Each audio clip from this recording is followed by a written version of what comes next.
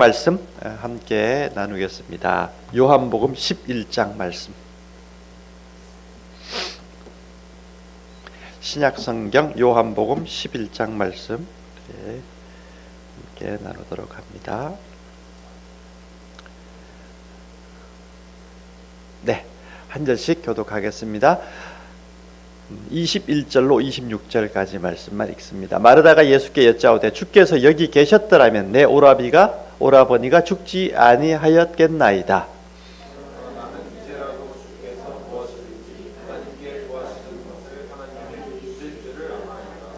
예수께서 이르시되 내 오라비가 다시 살아나리라.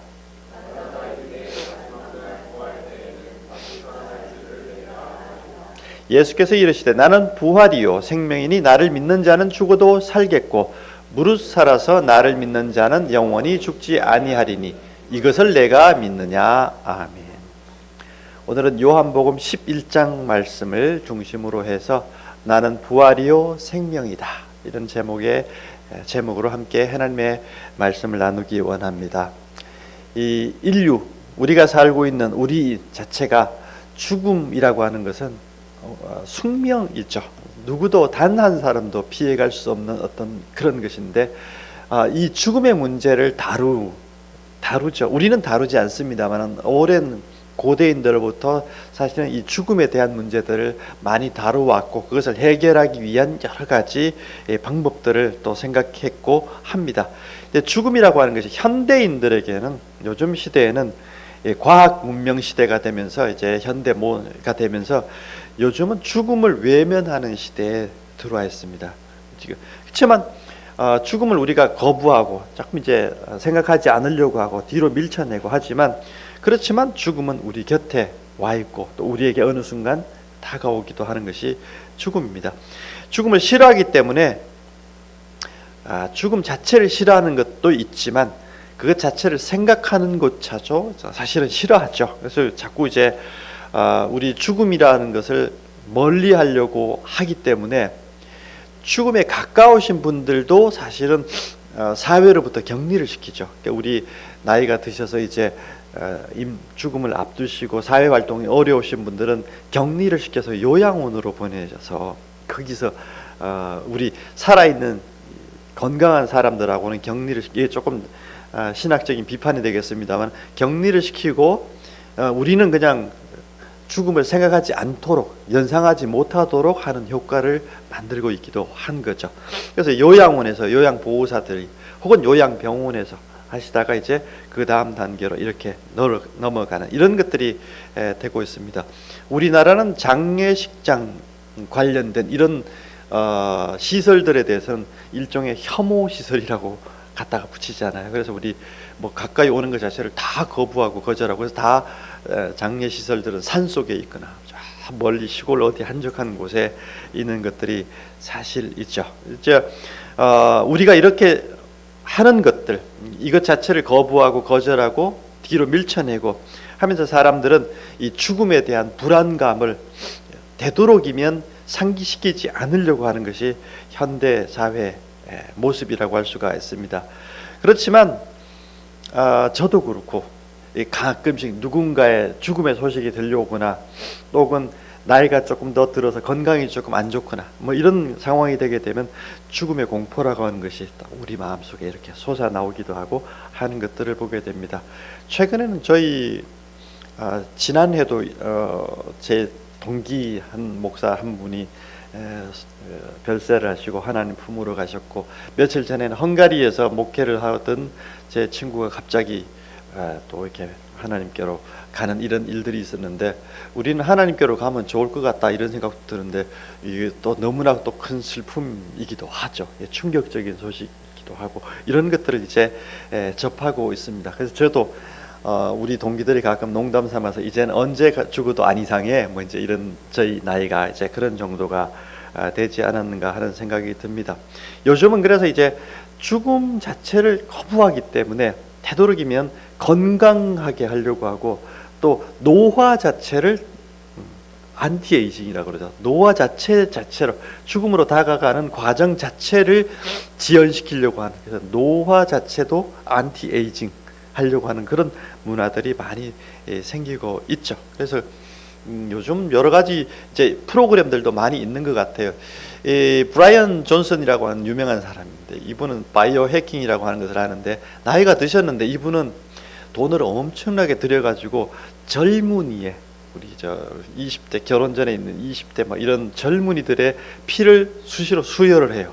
피를 바꿔요. 그래서 노화가 오지 않도록 막 이렇게 하는 일들을 하고 있고, 알게 모르고 여러분 뭐 피부도 그렇지만 우리 몸의 건강을 위해서 여러 가지 요즘은 이 건강 관련 식품, 노화를 방지하는 것, 이런 것들이 굉장히 많이 산업들이 생겨나고 있고, 미국의 구글이라고 하는 회사가 뭐 여러분 어마무시하게 돈 많은 회사 아닙니까? 거기서 제일 많은 부분을 투자하는 것이 AI 같은데, AI가 아니고 제일 많은 돈을 미래를 위해서 투자하고 있는 부분은 바이오 산업인데, 노화라든지 죽음 자체를 지연시키거나 없애려고 하는데, 연구하는데 가장 많은 지금 돈을 투자하고 있는 것이 구글이 하고 있는 사업이기도 합니다. 이게 이제 일종의 죽음 자체에 대한 거부. 요즘 이제 과학이라고 하는 것, 또 의학이라고 하는 것, 이런 것들을 통해서 죽음 자체를 뒤로 미루려고 하는 것이 사실이기도 합니다. 현대인들은 죽음을 받아들이지 않고 지연시키거나 아니면 잊거나 뒤로 하거나 상기시키지 않거나 이런 것들을 마음속에 지금 문화적으로도 그렇게 해나가고 있고, 이게 이제 사후에 죽음 이후를 현대인들은 죽음 이후는 죽음이라고 하는 것 자체를 소멸이라고 생각해요. 완전히 내 존재 자체가 없어지는 것, 이렇게 생각을 하죠, 그죠? 그러니까 현대인들은 천국 자체를 생각하지 않고 소멸을 죽음으로 받아들이죠. 이러다 보니까 공포심들이, 죽음에 대한 공포심들이 많이 있습니다. 우리나라는 여러분 조금 전에 장례 시설이라든지 묘지라든지 이런 것들이 우리 살아있는 생활 세계하고는 굉장히 많이 떨어져 있잖아요, 그죠? 그런 것들인데, 제가 미국의 일리노이 대학을 오래전에 한번 간 적이 있었는데, 시카고에 있는 그 대학에 갔더니 거기는 대학이 있는데 대학 한가운데 공동묘지가 있어요. 사는 사람들과 그 생각해 보면 우리가 사는 세계하고 죽음의 세계라고 하는 것이 그렇게 크게 구분되지 않고 그냥 살고, 때때로 부모님이 보고 싶으면 또 거기 가서 이렇게 추모하고 오고, 또 뭐 이게 편안해요. 근데 우리는 그거 굉장히 또 이제 따로 이렇게 하고 이런 것들이 있습니다. 현대인들은 좀 그런 부분들이 있는데, 오늘 본문으로 들어가 볼게요. 본문에는 예수님이 가장 사랑하던 마리아, 마르다, 나사로, 이 세 사람이 이제 등장을 하는데, 나사로가 오랜 병을 앓다가 그만 이제 목숨을 죽게 되는 이야기가 이제 앞부분에 나오고, 가운데 부분은 이 죽은 나사로에게를 살리기 위해서 예수님께서 그 나사로에 살고 있는 베다니로 들어가게 되는데, 베다니에 들어갔을 때 나사로의 가족인 마르다, 그 다음에 마리아와 예수님이 대화하는 장면이 가운데 토막이에요. 토막이고, 뒤에 부분은 예수님이 이제 나사로를 살리시고 나선 이후에 사람들의 반응에 대한 부분이 세 단계로 이렇게 기록이 되어 있습니다. 마르다와 예수님이 이야기하는 장면들, 오늘 여러분하고 읽은 부분이기도 한데 제일 중요한 부분이 이런 것 같아요. 예수님께서 이르시되 너 오라비, 나사로가 살아날 거야, 이렇게 말씀을 하시죠. 그러니까 마르다가 뭐라고 그런가 하면, 마지막 날 부활 때에는 다시 살아날 줄을 내가 압니다, 이렇게 얘기를 하죠, 그죠? 요걸 이제 잘 우리가 분석을 해보면 무슨 얘기인가 하면, 기본적인 전제가 있습니다. 요한복음에서 기본 전제는 뭔가 하면, 여러분 생명이라고 하는 것, 생명이라고 하는 것이 생물학적인 것만 생각하지 마시고, 우리가 이제 정서적이거나 영적이거나 정신적인 것들도 생명과 연관이 있어요. 자, 우리 얼마 전에 동계 밀라노인가요? 저기서 이제 동계 올림픽 하느라고 스노보드 선수 최가온이라는 선수가 하고 해가지고 이제 금메달을 땄어요. 그 소식이 전해지면서 사람들이 그거 영상 보면서 어떤 느낌이 들던가요? 갑자기 정서가 어떻게, 혹시 아무도 안 보셨나요? 아무도 관심이 없어요. 그런 소식을 듣게 되면 사람들이 갑자기 정서적으로 뭐가 하면 막 이렇게 뭐라고 생기가 돌잖아요. 마음속에 막 이렇게 감동이 막 생기고 이제 이렇게 되는 것들을 겪게 되는데, 또 여러분, 우리가 사람이 마음속에는 생명력이 넘치기도 하다가 또 어떻게 때는 막 생명력이 소멸해 가지고 막 이제 우리가 삶의 어려운 막 정서적인 상태 속으로 막 들어가는 우울증에 시달리거나 이런 관계들이 있게 되잖아요. 이제 이런 부분들을 보셔야 됩니다. 성경에서는. 자, 생명이라고, 요한복음에서 생명이라고 말씀할 때는 영적인 것들을 포함해요. 하기 때문에 자, 생명의 근원은 하나님이세요. 그러니까 하나님께서 오시면 영광스러움이 생기고, 최가훈 선수가 금메달 땄을 때와 같은 영광스러운 마음이 하나님께서 오실 때, 성령께서 오실 때 우리에게 이제 주어지는 것인데, 하나님이 그 생명의 근원이세요. 근원이신데, 이 하나님이 요한복음에서 뭔가 하면 그 생명이신 그 하나님이, 천국에 계셨던 그 하나님이 어떻게 하셨다는 얘기예요? 이 땅에 오셨다는 이야기예요. 그 오신 분이 누구예요? 예수님이시잖아요. 그러면 예수님이 계신 곳에는 뭔가 하면 하나님이 계신 것이고, 그 하나님이 계신 곳 혹은 예수님이 계신 곳 뒤에는 이제 성령께서 계신 곳에는 하늘의 생명력이 오는 거예요. 근데 요걸 이제 매개해 주는 것, 이 하늘의 생명을 누리느냐 누리지 못하느냐의 문제는 믿음의 문제예요. 결국은 마지막에 내가 이것을 믿느냐 이렇게 나오는데, 하늘의 생명이 우리에게 왔다. 예수님이 지금 나사로에게 왔다고 하는 것은 죽음의 세계 속에 생명이신 하나님이 오셨다는 이야기예요. 그래서 이 생명의 능력이, 생명의 힘이 죽음의 사람들, 죽음의 세계에 와서 죽은 사람들, 죽은 사람 나사로를 살리겠다는 이야기인데요. 나사로가 상징하는 건 뭔가 하면, 나사로 한 사람이 아니고 모든 사람들은 사실은 우리가 살고 있는 세계도 보면 우리 삶 속에도 우울이라든지 또 우리 삶에 대해서 생명력이 넘치지 못하는 세계 속에 살고 있다면 우리도 나사로일지도 몰라요. 우리가 이미 나사로일 수도 있어요. 내가 살고 있는 가정생활이라든지 자기 자신에 대한 생명력이라든지 혹은 직장에서라든지 혹은 국가 사회라든지 세계에 대해서라든지 혹은 내가 살아있다고 하는 것이라든지 내가 바라보는 세계 자체가 영광스러움이나 충만함이나 생명력이 없다면 어떻게 보면 영적으로는 우리는 그건 죽음의 상태일지도 몰라요. 우리가 나사로일지도 모릅니다. 그래서 예수님이 오셨다고 하는 것은 뭐냐 하면 이게 이제 살게 하겠다, 생명을 부여해 주겠다 이런 뜻이거든요. 근데 마르다가 하는 이야기는 뭔가 하면 다시 살아날 거야. 죽은 사람이, 내가 가는 곳에는 죽은 사람이 다시 살아날 거야 라는 말씀인데, 마르다는 뭐라고 그런가 하면 마지막 날 부활 때에는 다시 살아날 줄로 믿습니다 이렇게 나오죠. 이게 제가 볼 때는 이거 우리 신앙인들이 가지고 있는 태도도 이래요. 뭐 언젠가는 좋아지겠죠. 지금은 힘들어요. 지금은 아니잖아요. 지금은 그냥 우리 인생에 다 어렵고 힘겨운 시간, 우울의 시간, 또 절망의 시간, 힘겨운 시간들을 보내고 있고 삶의 의미 잃어버리고 살아가고 있는데, 언젠가는 뭐 죽은 다음에라든지 뭐 미래에는 그 부활이라든지 생명이 이루어지겠군요 라고 믿고 있죠. 이 우리들의 모습이 바로 이 마르다의 제 고백 속에 들어있지 않을까 이렇게 보게 됩니다.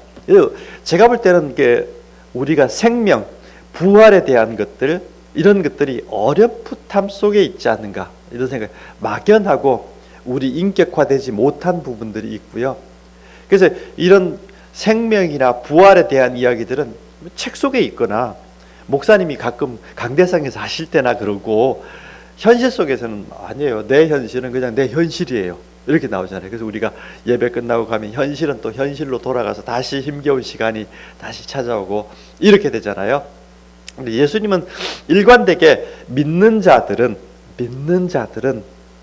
하나님의 전능하신 능력을 보게 될 거다 이거예요. 그러니까 네 삶 속에도 하나님의 전능하신 능력이 나타나서 생명력이 살아날 거다. 이게 예수님입니다. 그러니까 이게 믿는 자, 누구? 예수님을 믿는 사람들에게는 그 하늘의 기적을 보게 될 거다. 하늘의 능력과 하늘의 생명을 보게 될 것이다. 이런 말씀이 이제 되겠는데요. 요한복음을 잘 이해하려고 하면 예수님의 인격 자체가 생명력이다. 그분을 믿는 것 자체가 우리에게 생명의 능력을 주신다. 이런 말씀을 우리가 기본적으로 봐야 됩니다. 요한복음은 그래서 현존, 우리에게 지금 와 계신, 먼 미래가 아니라 현재 우리 세계 속에 와 계신 하나님의 능력을 우리가 보는 것, 그것이 이제 예수님의 인격 속에 드러나 있다는 것을 반복해서 말씀해 주는 거죠. 현대인들은 특히 현대 신앙인들은 이 죽음에 대해서 그래서 두 가지 이중적인 언어를 가지고 있습니다. 우린 다 부활에 대해서 믿어요. 다 우리 고백하죠. 그런데 부활에 대해서 믿는다고 하는 것은 뭔가 하면 먼 미래의 이야기가 아니고 현재, 지금 내가 그 하나님의 생명력 속에 살아갈 수 있다. 그렇게 하시기 위해서 예수님께서 이 땅에 오셨다는 게 이게 기본적인 증언인데, 우리는 그런 줄로 믿긴 하지만, 그렇지만 지금 삶은 어려워요. 이게 우리들의 이중적인 언어다, 이렇게 보게 됩니다. 고대인들은, 여러분, 우리는 이제 죽음에 대해서 거부하는 문화가 있지만, 고대인들은 뭐냐 하면 피라미드라든지, 오른쪽에 있는 건 광개토 대왕릉인데, 피라미드 다 저 문화가 이렇게 와서 돌로 저렇게 싹 하는 것들인데, 이 고대 파라오라고 그러죠. 이집트의 왕이 되면은 이 파라오들은 왕관에 딱 서는 순간부터 뭐 하는가 하면 피라미드, 자기가 죽을 집 지어요. 사람들 동원해서 국책 사업으로 피라미드 짓습니다. 왜 그런가 하면 지금 왕위에 있는 건 잠깐이라는 거죠. 그래서 죽은 다음에 영원히 살 집을 짓는 거, 그게 자기 살아있는 동안 해야 될 제일 중요한 국책 사업이에요. 그래서 어마무시하게 저런 큰 피라미드를 짓게 되는데, 이게 고대인들은 무슨 생각하는가 하면 지금 우리가 살고 있는 것은 그렇게 의미가 없다고 생각해요. 사후가 훨씬 더 길고 영원하고 중요하기 때문에 지금은 어렵고 힘겨운 시간들을 살아도 사후에 천국이 있으니까 이렇게 되거든요. 근데 여러분, 예수님은 이게 아닙니다. 사후도 좋은데 지금, 그래서 우리 복음서에 예수님이 하셨던 제일 첫 번째 선언이 뭐예요? 회개하라. 뭐가 가까이 왔다고요? 죽은 다음에 가야 될 천국이 어떻게 해요? 우리에게 오히려 가까이 이제 다가왔다. 이게 예수님의 인격 자체가 그렇다는 거죠. 그래서 이 그리스도인들은 사후도 물론 천국의 생활이 있지만 살아있는 동안도 천국을 누리도록 하시기 위한 것들이 이제 이게 복음인 거예요. 이게 이제 그래서 고대 어떤 종교라든지 세계라든지 오늘날 우리가 갖고 있는 세계도 마찬가지인데, 이런 것들을 전체적으로 다시금 리뉴얼을 해줘, 다시금 재정립해 주는 것이 바로 이제 교회 복음이라고 할 수가 있습니다. 바울은 이제 어떤 이야기를 견해를 많은가 하면, 어리석은 자에 내가 뿌리는 씨가 죽지 않으면 살아나지 못하겠고, 이건 이제 고린도전서 15장 부활에 대한 장이죠. 저기 보면은 죽음에 대한 부분들, 우리가 부활에 대한 부분이 말하는데, 이건 이제 고린도전서 15장 말씀은 우리가 예수님이 오셨을 때 미래에 대한 이야기이긴 해요. 이제 미래가 되면은 죽은 자들이 다 신령한 몸으로 다시금 살아날 거다. 오늘날 우리 이거 별로 믿는 사람, 일반인들은 특히나 아무도 없어요. 세상에는 없죠. 근데 우리가 예수님께서 재림하시는 그 순간에 우리가 신령한 몸으로, 지금 생물학적인 몸 자체는 사라질지 모르지만 우리가 신령한 몸으로 다시금 부활할 것이다. 죽은 자들도 뿐만 아니라 살아있는 자들도 신령한 몸으로 다 변화될 것이다. 그러니까 이 말씀이 뭔가 하면 죽음에 대한 공포가 우리 삶에 들어오지 못하고 생명력이 넘치는 삶을 살아가도록, 그러니까 살아있는 동안에든 혹은 그 이후든, 이런 것들이 이제 기본적인 이제 복음의 이야기죠. 그래서 죽음은 더 나은 영적인 실체로 변화해가는 과정일 뿐이다. 이렇게 보는 것이 신약 성경의 기본적인 토대가 될 것 같고요. 요건 이제 특히 바울의 이야기들은 죽음에 대해서 매우 아름다운 해석을 합니다. 죽음 자체를 그렇게 거부할 필요가 없다는 거죠. 너무 이렇게 부정적으로 볼 필요도 없고, 그것 때문에 우리가 압박을 받을 필요도 없다. 어떤 하나님의 뜻 안에서 보게 되면, 하나님의 능력 안에서 보게 되면 죽음도 또 새로운 세계로 가는 관문이니까, 또 하나님 안에 생명, 하나님 안에 좀 더 온전한 생명으로 가는 과정이니까, 또 주님의 부활과 같은, 예수님과 같은 신령한 몸으로 변화되는 과정이 될 테니까, 그것을 기다리는 시간이 죽음의 시간, 잠자는 시간이니까 이렇게도 하죠. 그래서 여러분 또 이제 나오는 표현이 죽음에 대해서 죽음, 끝, 소멸 이런 것들로 이해하는 것이 아니라, 예수님은 종종 잠잔다 이렇게 얘기해요. 잠의 표현. 우리가 죽음이라고 하는 것 자체도 그냥 잠시 잠자는 것이고 다시금 살아나게 된다. 이런 것들로 받아들이. 우리는 여러분 죽음은 엄청 거부하지만 잠에 대해서는 매우 기쁘게 받아들이면서 침대에 들어가잖아요. 우리가 이 신약 성경을 잘 깊이 이게 묵상해 보면, 죽음도 우리가 침대에 올라가듯이 그런 마음으로 우리가 받아들일 수 있다. 왜? 우리가 신령한 몸으로 다시금 잠에서 깨어나는 순간이 있을 테니까, 이런 믿음 속에 살아가도록 인도하는 것이 이제 우리 바울의 이야기라든지 신약 성경의 또 한 부분입니다. 예수님께서 나는 부활이요 생명이다 라는 표현을 쓸 때, 여러분 부활도 중요하지만 더 중요한 용어는 생명이다, 생명력이다, 하나님의 천국의 생명으로 살게 한다, 이런 거예요. 그러니까 우리가 왜냐하면 생명의 근원은 하나님이신데, 그 하나님께서 예수님의 몸이라고 하는 것을 통해서 이 땅에 우리에게 오셨으니까. 자, 우리 고중세 어느 종교도 뭔가 하면 대부분 다 신이 있는데, 그 신들은 하늘 위에 항상 있어요. 그러다가 가끔씩 계시라고 그러죠. 뭔가 언어나 어떤 계시적인 용어나 말들을 통해서 인간에게 뭔가를 전해주는 정도인데, 이게 기독교만 독특한, 특히 우리 2000년 전에 왔던 신약 시대의 기독교만의 독특함이 뭔가 하면, 그 하나님이 인간의 몸을 입고 이 땅에 왔다. 그게 이제 우리에게 생명을 부여하기 위해서.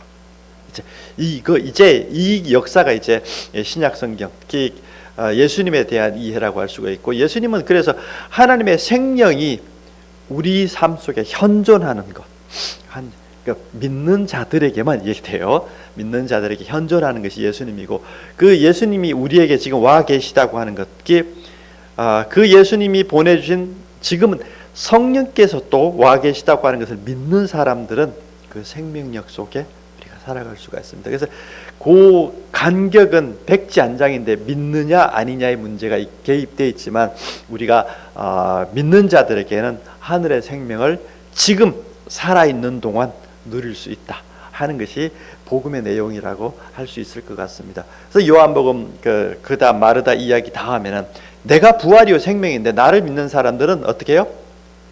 죽어도 산다. 죽음에 대해서 두려워하지 않아도 된다. 죽어도 다시금 살 거니까. 그런데 무릇 살아서 나를 믿는 사람들은 어떻게 해요? 영원히 죽지 않을 것이다. 이렇게 말씀을 하시죠, 그죠? 이거 여러분 너무 또 생물학적으로만, 의학적으로만 해석하면 안 되고, 우리가 영적으로 우리가 비록 잠에 든다 할지라도 다시금 깨우실 것이고, 만일에 예수님께서 그 이전에 오신다면 우리가 영원히 죽지 않고 바로 신령한 몸으로 변화될 것이다. 이제 이게 이렇게 되는데, 어떻든 간에 우리가 삶 속에서 하나님의 생명력이 언제나 우리를 다스리시도록, 우리를 이끄시도록 하는 것이 제일 중요한 말씀이 될 것 같습니다. 여러분, 우리 세계 속에는 이것저것 그것 알고 보면 우리가 우리 삶을 압박하고 있는 죽음의 공포, 죽음의 그림자들이 굉장히 많이 있죠. 우리는 이제 경제적인 것 가지고 제일 많은 부분들 어려움을 겪기도 하고, 또 의학적인 죽음이나 또 질병이나 또 인간관계 여러 가지 것들을 다 들어가 보면 거기에는 죽음의 능력들이 굉장히 우리 마음속에, 삶 속에 많이 들어와 있죠.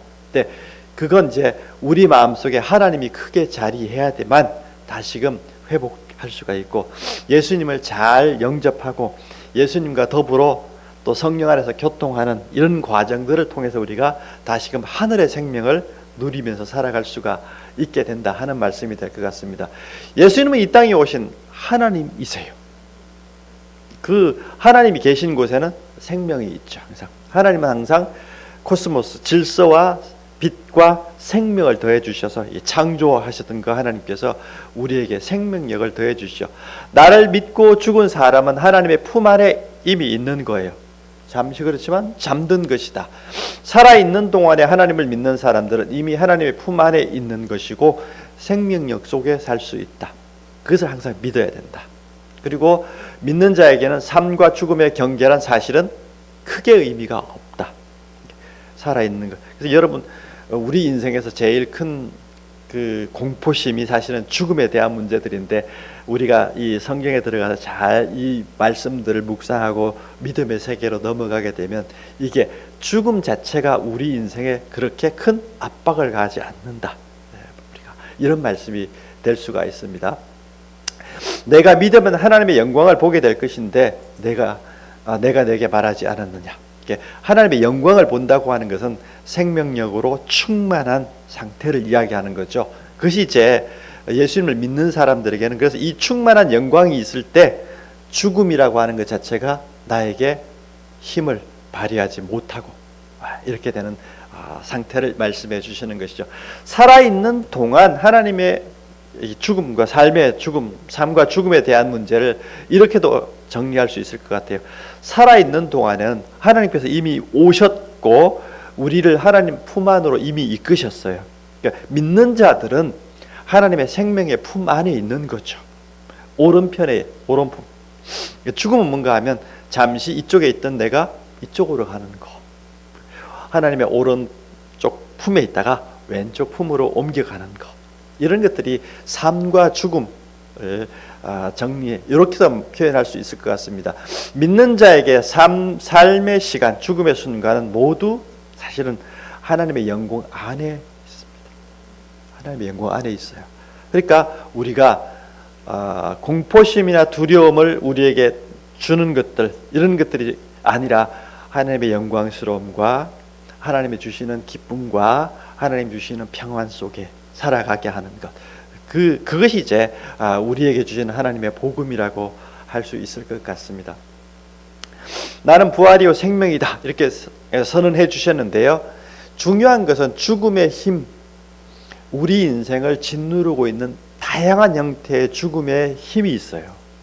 그것을 벗어나서 예수님을 믿는 믿음 안에서 하늘의 생명으로 내가 매일매일 살아가는 것, 매일 살아가는 것, 그것이 가장 소중하고 중요한 말씀이라고 할 수 있을 것 같습니다. 여러분, 그래서 요한복음을 쭉 읽어보면 우리가 살아있는 동안 하늘의 생명을 덧입어서 살아가는 것, 예수님의 힘과 능력으로 우리가 인생을 살아가는 것, 그래서 어떤 힘과 능력도 심지어 죽음조차도 우리에게 영향을 끼치지 못하도록 우리가 그렇게 살아가는 것, 그것이 우리에게 주시는 생명의 능력, 부활의 능력이라고 할 수가 있을 것 같습니다. 바울이 그런 얘기 하잖아요. 고린도서 15장에 죽음아 너의 승리가 어디 있느냐, 죽음아 너의 독침이 어디에 있느냐. 너의 위력과 능력은 나에게는, 우리에게 믿는 자들에게는 아무 효력이나 능력이 없다. 하나님의 능력과 하나님의 생명과 하나님의 영광스러움이 우리 영혼을 이끌고 있기 때문에 죽음 자체가 우리에게 주는 힘이라는 게 없다. 너는 나에게 아무 능력이 없다. 너는 무효다. 이렇게 지금 선언하고 있는 것이 고린도서 15장 마지막 부분에 해당이 됩니다. 믿는 사람에게는 그래서 예수님 안에서 죽음의 능력 자체를 제압할 수가 있는 거죠.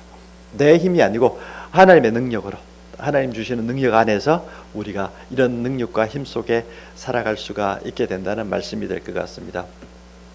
어느 교회 집사님 한 분이 비교적 젊으신 나이에 큰 병에 걸려서 세상을 별세하기에 얼마 앞두고 있는데, 목사님과 몇 분이 이제 마지막 위로한다고 예배도 드리고 할 겸 갔습니다. 병원을 찾아가서 병문안 하는데 예배를 드리고 났는데, 이 집사님이 마지막으로 뭐 쌩쌩한 힘은 아니지만 떠듬떠듬 말씀하시는데, 목사님 저 너무 기뻐요. 죽는데 뭐가 그렇게 기뻐요? 그랬더니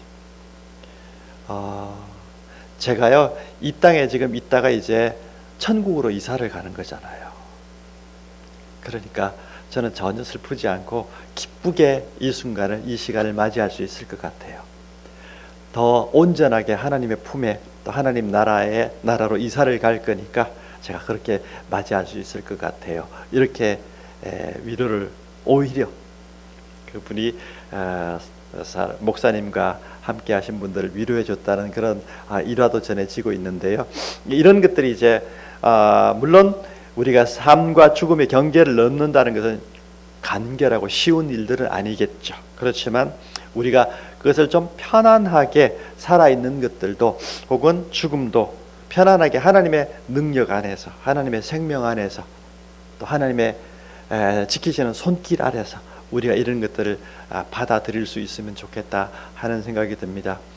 우리가 살고 있는 세계를 여러분 잘 들여다보면 어떤 사람들은 어머니 뱃속에서 빛을 못 보고 하는 경우들도 있고, 태어나서 얼마 안 돼서 그런 경우들도 있고, 또 젊은 나이에 그런 경우들도 있고, 또 혹은 결혼 전에 그런 분도 있고, 결혼을 하자마자 사고로 그러신 분도 있고, 다양한 형태의 죽음이 있어요. 사실은 있고, 지금 우리는 이제 한 90세까지 살면은 괜찮고, 그 전에 뭐 이렇게 하면은 참 어렵고 이렇게만 생각하는데, 우리는 물론 그런 잣대를 가지고 그런 것들을 바라볼 수 있겠지만, 우리가 하나님께서 주시는 마음과 하나님의 뜻 안에서 이런저런 것들도 바라보고 또 받아들이고 할 수 있으면 좋겠다 하는 생각이 듭니다. 더욱이 그래서 우리가 죽음 자체가 우리에게, 살아있는 우리들에게 영향을 주지 않고, 오히려 천국의 소망과 천국의 생명과 천국의 능력이 우리 마음 가운데 우리 삶을 온전하게 다스릴 수 있도록 그렇게 하는 것이 우리에게 주시는, 하나님 주시는 복음입니다. 어떻게 보면 그 하늘의 기쁨과 생명으로 사는 것이 우리 육신을 오히려 더 건강하게 또 만들어가는 과정일지도 모르겠다 하는 생각이 듭니다. 그래서 우리가, 여러분, 항상 언제 어디선 어떤 상황이 오더라도, 혹은 우리가 제가 말씀드린 이미 저희 또래쯤 되면은 언제 하나님 부르실지 몰라요. 근데 그렇다 할지라도 당황하지 않고, 또 그런 것들도 우리가 하나님 안에서 받아들이고 할 수 있으면 좋겠고, 또 지금 살아가고 있는, 호흡하고 있는 순간순간들을 하늘의 생명으로, 항상 하늘의 기쁨 속에서, 하늘의 소망 속에서, 하나님의 사랑 속에서 우리가 우리 살아있는 삶 자체를 또 향유할 수 있고 기쁘게 누릴 수 있으면 더욱 좋겠습니다. 그래서 어떤 형태든지 간에 죽음이라고 하는 것이 우리 삶을 지배하지 못하도록, 오히려 하늘의 생명이 우리를 이끄시도록 그렇게 우리가 믿고 나아갔으면 좋겠습니다. 예수님을 통해서 하나님께서 또 성령 안에서 오늘도 우리를 생명의 삶으로 지금도 이끌고 계십니다. 그래서 우리가 요한복음에 보면 나는 생명의 물이다, 생명의 떡이다, 이런 말씀을 계속해서 반복해 가시거든요. 그것이 뭔가 하면 우리 살아있는 사람들이 항상 예수님의 능력 안에서 우리가 생명력 넘치는 그런 인생을 살아갈 수 있으면 좋겠다 하는 뜻에서 우리에게 주신 말씀이고, 이것을 내가 믿느냐, 믿는 자들은, 믿는 사람들은 반드시 그 생명력을 누릴 수 있겠다 하는 것을 우리가 기억하시고, 믿음 속에서 항상 천국의 생명과 능력으로 살아가시는 저와 여러분의 삶이 되기를 간절히 축복합니다. 주님 감사합니다.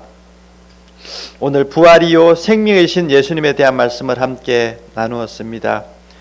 우리 인생이 누구도 피할 수 없는 죽음에 대한 운명과 같은 것들이 있음을 압니다. 하나님, 그렇지만 그 죽음의 세력들이, 공포가 우리 삶을 지배하지 못하도록 하나님께서 날마다 우리를 옹이해 주시고 우리를 사랑하시고 우리에게 하늘의 생명을 날마다 부어주시는 그 예수님을 쫓아서 천국의 생명과 천국의 능력과 천국의 영광으로 날마다 감사인 삶을 살아갈 수 있도록 축복해 주옵소서. 주 예수 그리스도의 이름으로 기도합니다. 아멘. 찬송가 438장 찬양하겠습니다.